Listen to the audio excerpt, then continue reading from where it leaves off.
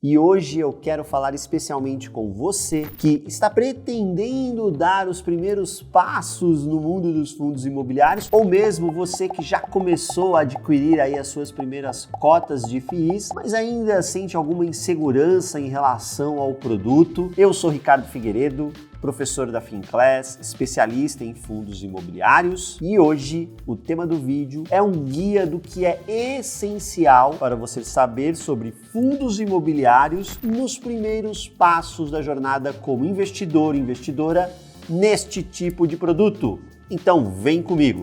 Vamos lá, pessoal. Eu tenho certeza que existem aí muitos vídeos falando sobre as grandes vantagens de se investir em fundos imobiliários. Mas ainda assim, você pode ter alguma dúvida, alguma insegurança em relação a esse produto. Então aqui eu vou dar a minha colaboração para você, desmistificando alguns pontos importantes para que você se sinta mais confortável em colocar este ótimo produto que deve sim estar presente em toda carteira diversificada de investimentos das pessoas físicas no Brasil. Então vamos lá. Primeira coisa, fundo de investimento imobiliário, o famoso FII. Ele vai te dar acesso a excelentes imóveis comerciais. Imóveis estes que dificilmente conseguiríamos adquirir se estivéssemos fazendo investimento direto. As pessoas, quando pensam em investir no mercado imobiliário, vem à mente o quê? Vou comprar lá um apartamento ou uma casa e vou colocar para alugar. Vou comprar um imóvel num bom ponto comercial na cidade e vou colocar para alugar. Os fundos imobiliários te permitem obter renda sim com imóveis, mas imóveis comerciais de altíssimo padrão, com ótima localização, só que imóveis estes que dificilmente conseguiríamos comprar se fôssemos lá de forma isolada. Imóveis que custam aí alguns milhões de reais. Mesmo para investidores que têm sim capital importante para investir, muitos destes imóveis são transacionados entre aquilo que nós chamamos de investidores institucionais. O que são esses investidores institucionais? São investidores pessoa jurídica, de grandíssimo porte, muitos com patrimônios até na casa de bilhões de reais, que transacionam grandes volumes de investimento. Então, por exemplo, um fundo de pensão, um fundo de investimento, uma seguradora. Então, este tipo de investidor é considerado um investidor institucional. Muitos destes imóveis de altíssima qualidade, geradores de renda, são transacionados entre estes investidores institucionais. Então, mesmo uma pessoa física que tem aí alguns milhões de reais e esteja disposta a comprar um imóvel, ela sequer fica sabendo dessa transação. Quando sai a notícia, já ocorreu. Ela não pôde nem lá fazer a oferta para tentar ela adquirir aquele imóvel. Então, o fundo imobiliário te permite acesso a todos esses tipos de imóveis. Que imóveis são esses? A gente está falando aqui basicamente, na maior parte da indústria, mas não se limita a isso, na maior parte da indústria, de imóveis comerciais, escritórios, condomínios logísticos, shopping centers, edifícios que são utilizados por perfis específicos de ocupantes como hospitais,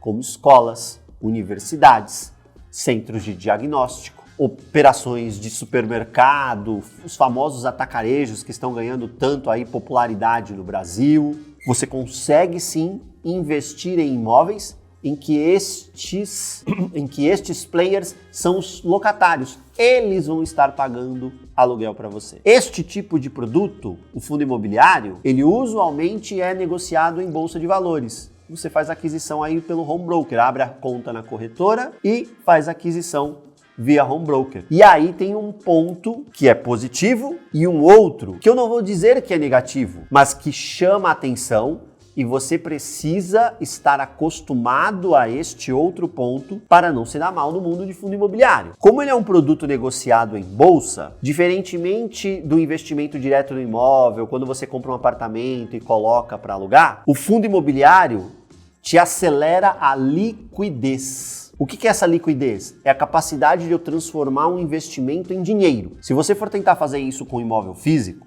um apartamento, por exemplo, você vai demorar aí alguns meses para converter o apartamento em dinheiro. Por melhor que seja a localização daquele apartamento, não é trivial você fazer a venda de um imóvel. Para o fundo imobiliário, como as cotas são negociadas em bolsa de valores, você vende a sua cota, aí tem o rito operacional de bolsa, em 2 dias o dinheiro é acreditado na sua conta lá na corretora. Então tudo que você precisa é abrir uma conta numa corretora, aí você vai fazer a aquisição das cotas dos fundos imobiliários nessa corretora, e toda vez que você precisar vender, em 2 dias após a data da venda, o dinheiro é acreditado lá na corretora para você. Então é tudo muito mais líquido, mais fácil de converter em dinheiro. Só que por ser um ativo negociado em bolsa, nós temos um outro ponto que eu disse para você que este era um ponto de atenção. Há um elemento chamado de volatilidade. O que é essa tal de volatilidade que o fundo imobiliário carrega consigo? Essa volatilidade é a variação do preço lá no home broker quando você acessa para comprar ou para vender. Quando você deseja comprar um apartamento, por exemplo, você acessa o site da imobiliária ou sites especializados onde os vendedores colocam os imóveis à venda e aí você vai ver o preço de um determinado imóvel. Vamos imaginar um apartamento com determinada metragem na cidade de São Paulo custando R$800 mil. Se você acessar e ver este preço às 10 da manhã, por exemplo, você voltar no site às 10h30, muito provavelmente, para não dizer com absoluta certeza, o preço continuará sendo R$800 mil. Aí você vai ligar para a imobiliária ou diretamente para o proprietário, marcar uma visita e o preço continuará sendo R$800 mil. E se você entender que aqueles R$800 mil são justos e nem tentar negociar nada, nenhum desconto, enfim, você vai fechar por R$800 mil. Só que a cota do FII lá do home broker, você acessou o home broker, viu uma cota de um FII qualquer sendo negociada a R$ 95,30. Você virou para pegar o seu copo de água, tomou um pouquinho de água, olhou, passaram-se alguns segundos, essa cota já pode estar sendo negociada a R$ 95,35 ou R$ 95,10, enfim. O preço vai ficar variando a todo instante. Isto necessariamente implica em volatilidade, esta variação de preço. É importante que o investidor entenda que isso é da natureza do produto, isto vai acontecer e não significa que o imóvel que está lá dentro se valorizou ou desvalorizou nesta velocidade. Significa que as pessoas, para converter esta cota em dinheiro, estão dispostas a vender um pouco mais barato ou tem mais comprador e as pessoas estão dispostas a pagar mais pela cota daquele fundo imobiliário e é por isso que o preço fica subindo e descendo. Então a volatilidade faz parte do produto. A liquidez é maravilhosa, super bem-vinda, é um atributo excelente, mas o fato de ser negociado em ambiente de bolsa traz consigo este elemento chamado volatilidade. E aí eu chamo a atenção para um tipo de fundo específico que existe. A indústria criou o chamado fundo imobiliário setipado. Este fundo imobiliário é um fundo que compra imóveis para poder gerar renda, ou ele investe em títulos de dívida ligadas ao setor imobiliário, financiando o setor imobiliário, e conforme estas dívidas são pagas, ele vai gerando renda também para os seus investidores, mas ele não é negociado ali no home broker. Para comprar e vender cotas destes FIIs, que nós chamamos de FIIs setipados, você precisa ligar, entrar em contato com a sua corretora através do seu assessor, por exemplo, e aí externar o desejo de comprar ou de vender caso você já tenha posição. E ele vai dizer a que preço ele faz essa operação. Note que você perdeu a transparência da precificação do home broker. Ali você está vendo todo mundo que está precificando a cota de um determinado fundo imobiliário. Tem gente que topa pagar 95,30, mas o vendedor só vende a 95,32. Então, se eu quiser comprar, só tem vendedor a 95,32. Eu vou ter que subir o meu preço para 95,32. Ou se eu quiser vender, só tem comprador a 95,30. Quero vender agora? Tenho que baixar um pouquinho e colocar 95,30. É transparente, você está vendo. No fundo setipado não existe transparência. Você está acreditando na posição do outro lado. E aí o que acontece? Você não tem transparência na precificação, a tua liquidez é muito menor, porque você não sabe quanto é transacionado por dia, você fica na mão da mesa da corretora em dar saída ou não para você naquele investimento. Eu chamo a atenção para esse tipo de produto porque é um produto que é muito oferecido para o investidor pessoa física através das corretoras, com o apelo de, olha, não tem volatilidade, tá vendo? Ele não é negociado no home broker, mas você perdeu toda a transparência de precificação. O histórico que eu observo nesse tipo de produto é que no momento em que você vai tentar fazer a venda, o nível de precificação que você consegue é um nível de precificação que não é atrativo para o investidor. Lá do outro lado, mais uma vez, está lá a figura da corretora, assessor e corretora, e eles, obviamente, estão ganhando uma taxa que você sequer conhece no meio dessa operação. Exemplo, você tem uma cota de um fundo setipado que você pagou R$100 para entrar. E essa cota está marcada a R$100 na tua posição. Está lá marcadinha R$100. Não tem variação, porque não tem home broker. Tá lá paradinha, não tem volatilidade, né? Maravilha. Só que na hora de vender, você ligou lá para a corretora e foi informado que, olha, comprador hoje só conseguia 98.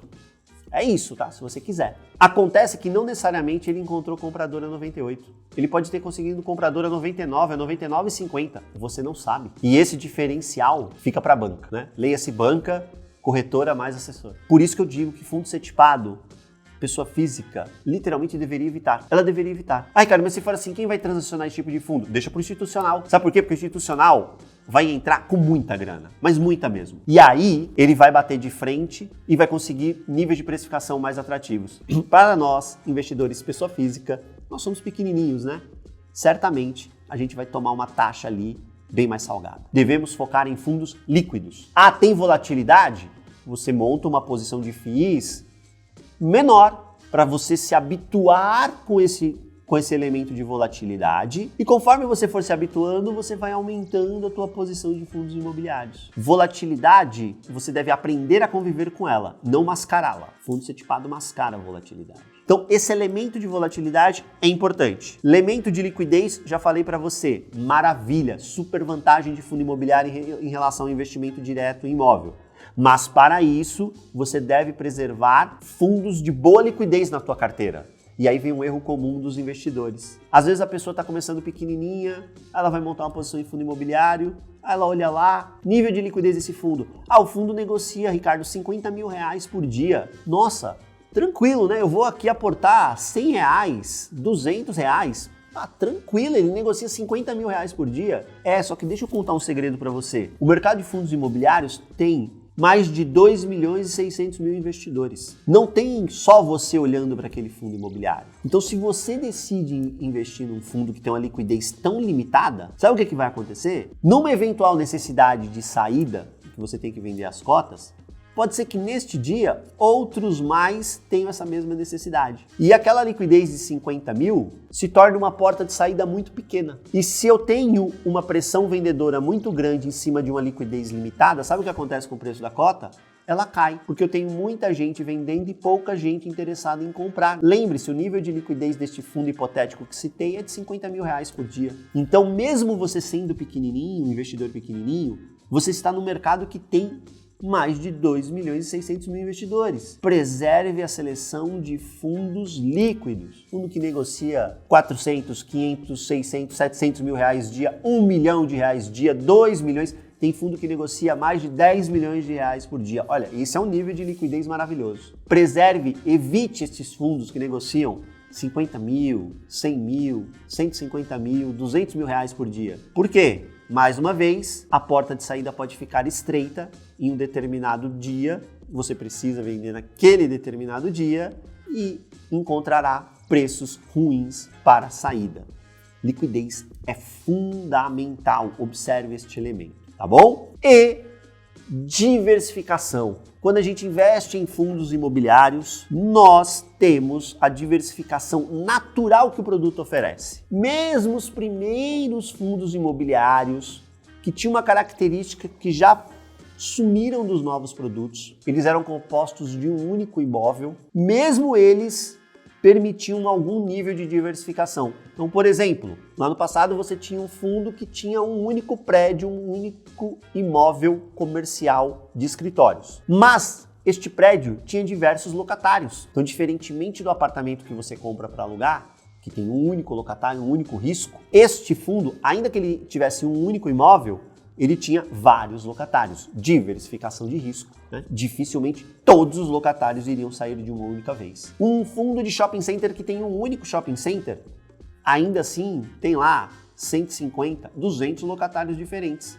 São os lojistas. Mesma fonte de receita deste fundo de shopping center não se limita apenas aos aluguéis. Você tem uma parte ali, por exemplo, vindo do estacionamento. Então você tem diversificação de fonte de receita. Diversificação é um elemento fundamental em fundos imobiliários. E a diversificação ela vai ocorrendo em camadas. Ela ocorre na camada dos ativos. Então você tem um fundo imobiliário que tem um único ativo, então ele tem um nível de diversificação que não existe, é um único risco de edificação. Aí você tem os fundos imobiliários multiativos. Então você tem vários imóveis dentro daquele fundo imobiliário. Você tem o nível de diversificação de risco de crédito, quando você tem mais de um locatário ou mais de uma fonte de receita dentro do fundo imobiliário. Como eu citei, por exemplo, em shopping center, você tem lá a receita de locação, mas você também tem a receita de estacionamento, e você pode ir ampliando essas camadas de diversificação. Então você tem lá um fundo imobiliário de escritórios. Vai comprar mais uma cota?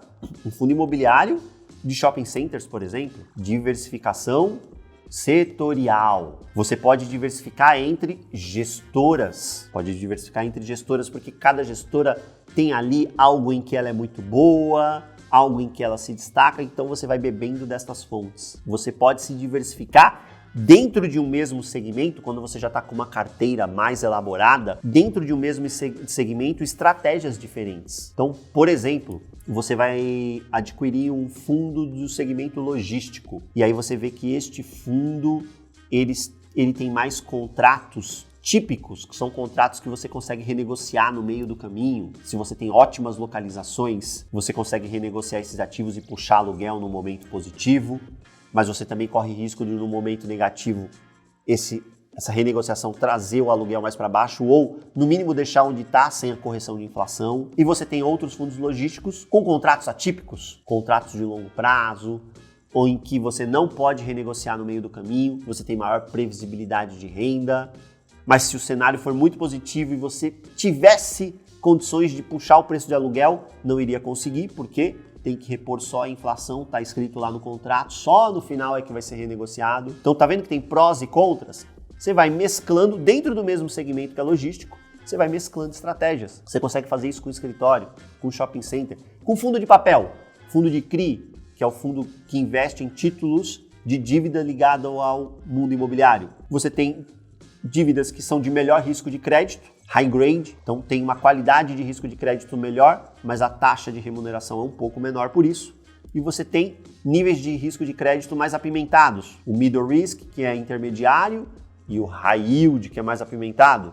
Essa turma paga um pouquinho mais de taxa. Você pode mesclar na sua carteira, por exemplo. Então tudo isso é diversificação. Quando você coloca todo o teu valor em um único imóvel, você comprou lá um apartamento para alugar, é um imóvel, um risco de crédito. E quando você vem para fundo imobiliário, você tem uma ampla diversificação. E mais um elemento essencial para quem vai investir em fundo imobiliário precisa conhecer é o benefício tributário. Quando você investe lá num apartamento para extrair renda dele, você vai recolher imposto de renda em cima deste aluguel, respeitando lá a tabela de imposto de renda para pessoa física, dado que o imóvel esteja no seu próprio CPF. Quando você investe em fundos imobiliários, nós dividimos a tributação em dois elementos.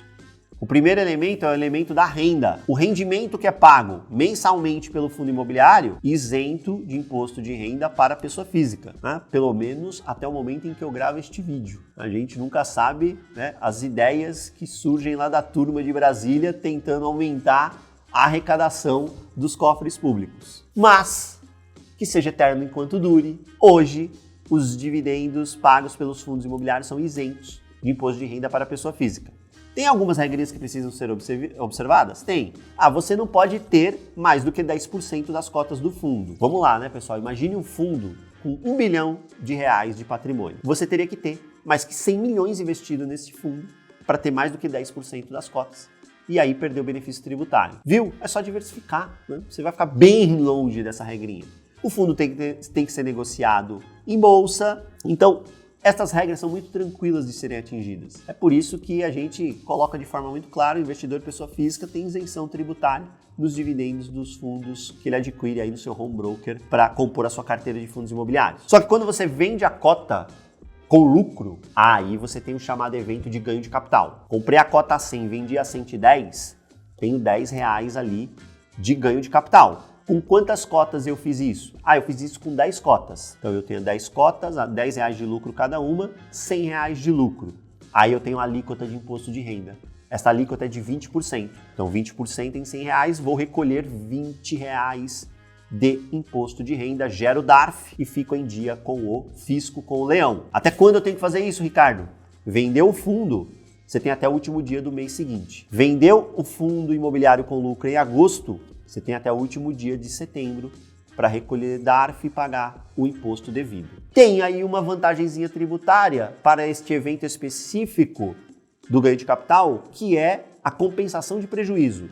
O que isso quer dizer? Quando você opera com prejuízo, comprou a cota 100, vendeu a 90, R$10 de prejuízo em cada cota. Então vamos imaginar que você fez isso com 5 cotas, R$50 de prejuízo. No mesmo mês, você foi lá e vendeu um outro fundo com lucro. R$10 de lucro em cada cota e você fez isso com 20 cotas. R$10 de lucro, 20 cotas, R$200. Então R$200 de lucro, mas você teve 50 de prejuízo.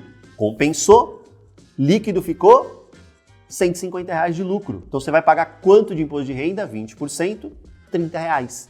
Se tivesse só aqueles R$200 de lucro, o imposto seria de R$40. Mas você pegou esse prejuízo, compensou, pagou menos imposto. É importante que o prejuízo sempre ocorra em mês anterior ou mesmo mês da venda. Sempre assim. Vou te dar um exemplo em que você não consegue fazer essa compensação. Mês de agosto, você foi lá, vendeu R$10 de lucro por cota, você tinha 10 cotas, R$100 de lucro. Você pode recolher isso até o final de setembro, não é verdade? Verdade. Aí no mês de setembro, você foi lá e fez uma operação, R$10 de prejuízo por cota, 5 cotas, R$50 de prejuízo. Consegue abater nesse lucro? Não, não consegue. Por quê? Porque o lucro foi em agosto e o prejuízo foi em setembro. E o prejuízo deve ocorrer antes ou no mesmo mês. No mês posterior não pode. E agora, Ricardo, esse prejuízo de 50 você vai usar para abater em lucros futuros, sem prazo de vencimento. Se você só vender algo com lucro daqui a 2 anos, você vai poder pegar esses R$50 de prejuízo e abater naquele lucro para ou zerar imposto ou pagar menos imposto de renda. Benefício tributário é um elemento maravilhoso que deve sim ser levado em conta, mas você precisa conhecer como é que funciona. Então é isenção no dividendo, tem que pagar 20% de IR quando vende com lucro, dá para compensar prejuízo, é preciso conhecer, é preciso dominar para que você se torne um investidor ou uma investidora mais consciente e extraia o que há de melhor no mundo dos fundos imobiliários. Agora me conte o que você mais tem dúvidas sobre fundos imobiliários, especialmente você que está começando agora. Eu sei que aqui no nosso canal nós temos diversos vídeos sobre fundos imobiliários, mas eu quero que você me conte um conteúdo específico para que a gente possa produzir mais um vídeo aqui para vocês e esclarecer as suas dúvidas sobre fundos imobiliários. Não esqueça de dar like no nosso vídeo, o like também não é tributado, tá certo? Se inscreva no canal e ative as notificações para você ficar sabendo quando a gente publicar mais vídeos para vocês. Te espero no próximo, um grande abraço!